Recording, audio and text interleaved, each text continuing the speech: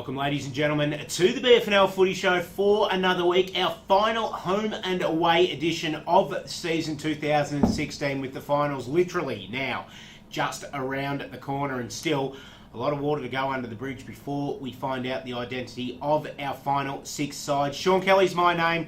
Joining me, as he does every week, Liam Brady from AFL Victoria. Brades, thanks for joining us once again, mate. Yeah, good to be here, Shaun. Looking forward to talking about last weekend, mate. And as we know, a couple of big games and still some important games this weekend to shape the finals makeup. Yeah, certainly is a little bit happening in the world of the Ballarat Footy League, and we saw last week in talking point number one that I reckon third spot's just about locked away now, and the Sunbury Footy Club showing that they are going to be very dangerous in the finals this year, taking North City to task a little bit last week, a team that had been in form in the last couple of weeks and really getting an impressive victory.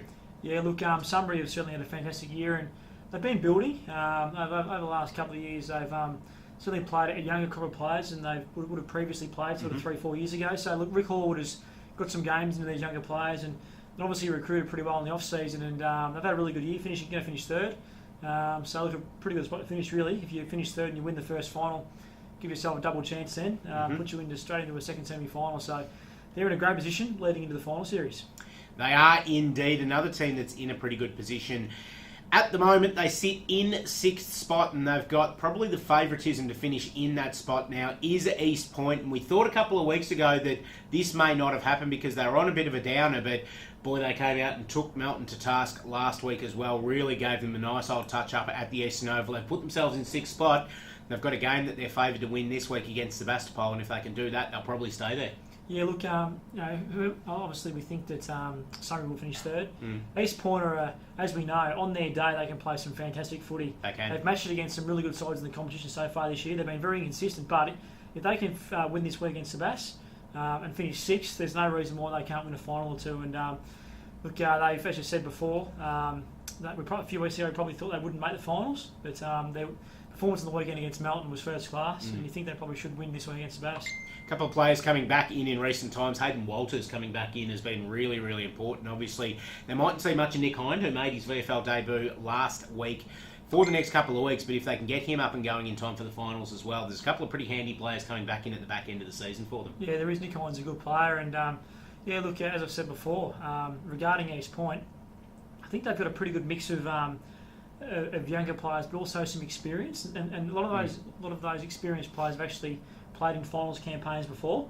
So probably talking 1 week ahead maybe at the moment in terms of if they make the finals. But if they do get in, players like Paul Kotorenko, they're seasoned, experienced campaigners that like the big stage, and I think they can certainly win a final or two. Yeah, it'll be interesting to see. Obviously, they need to get there first. There's still a bit of water to go under the bridge, but it's going to be very exciting to see how it all pans out on Saturday afternoon. And I suppose our final talking point for the week is the team that's got the bye in this final round of the season, and therefore have ended their season being the Melton South Footy Club. A tough year for the Panthers, but they probably saved their best until last because they were really impressive on the weekend. They took it right up to Darley. They played their grand final in the last round, and although they went down, it showed that Mark Pedersen's got some building blocks that he can build on for 2017 to try and get this team back up the ladder. Yeah, look, as you said, look, Mark Pedersen, he's a coach that I think works pretty well with the young group.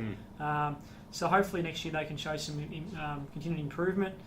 We saw a lot of younger players get an opportunity to play at senior level this year from Melton South. So if they can just hang on to those players and they can have good pre-seasons, I'm sure that we'll see a big improvement from next year from Melton South. Yeah, it's going to be very interesting to see how they go on the recruiting front over the off-season. So kudos to everybody at Melton South. It's been a tough year, but they hung in there. They really, really showed some good footy on their last game of the season, and it's a full credit to everyone involved at Melton South for that display on the weekend and throughout the year, when really they've kept fighting all year long, and they've had the odds stacked against them in just about every game. So well done to the Panthers, and best of luck. We'll see them again in round 1 2017. Let's have a look at round 18 this week though, Liam, because this is a really, really big round of footy. There's potentially something on the line in just about every game this week, starting at the Wendouree Reserve, and this is a game that we'll see this week, and we're likely going to see it next week as well. Lake Wendouree taking on Bacchus Marsh. Top spot on the line in this game, and a little bit of bragging rights But obviously these two teams are going to play each other in a qualifying final next week as well, with a bit more on the line.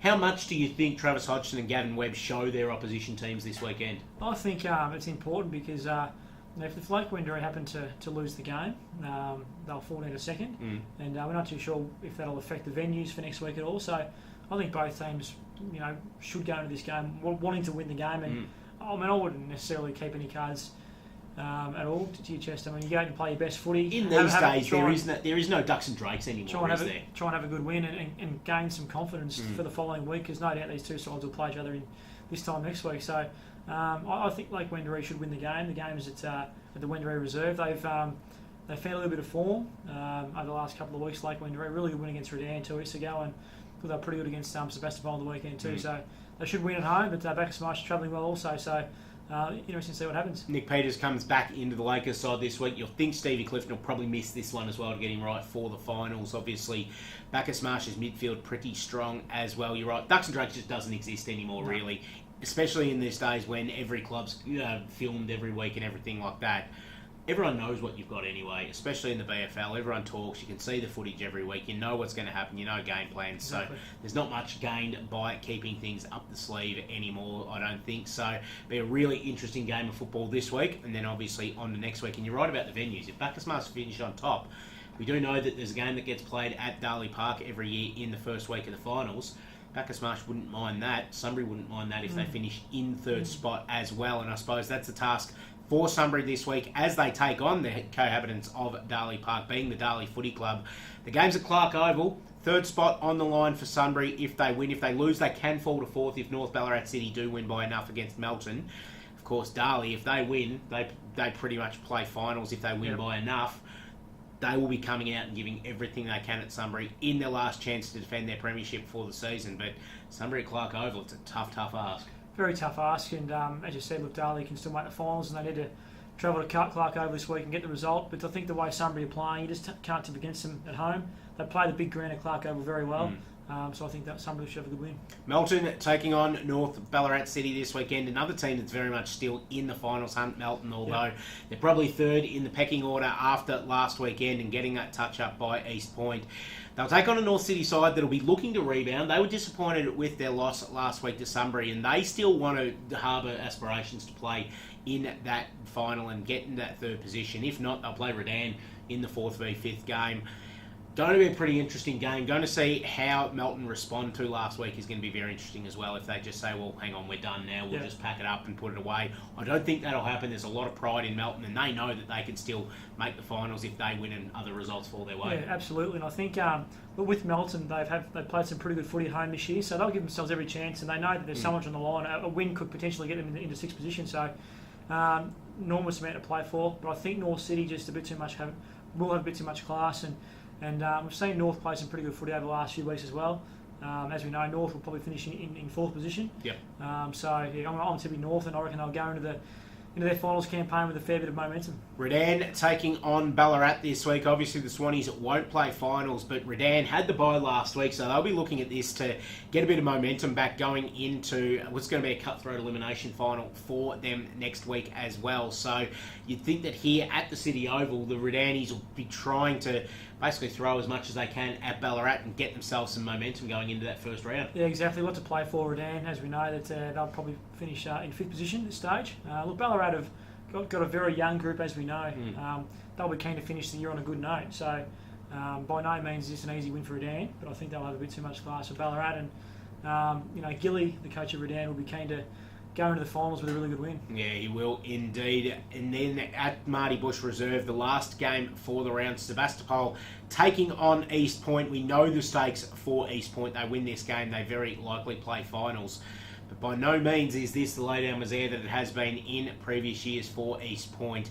Sebastopol will come out strong in this game, there's no doubt about it. They'll treat this like a grand final, and we know round 18 can throw up some shock results at times, the last round of the season for clubs that have nothing to play for the next week. They take this out as a grand final. I reckon there's every chance that Sebastopol could get an upset win here. Yeah, look, the way Sebastopol have been playing great footy, even on the weekend against Lake Wendouree, who are the flag favourites. They really competitive a lot of the game. Yep. Got beaten by about 7 goals in the end, but I thought they were certainly in the contest, right up until 3/4 time. So There's this is no easy win for East Point here at all. Not at all. But I think they should still just get over the line but I expect Sebas to put up a great effort. You'd think that with what East Point have to play for this week, they get up and win this game, especially if they take in what they did last week against Melbourne, which I saw a bit of that game, and East Point were just fantastic with the way they moved the footy. Yeah, exactly.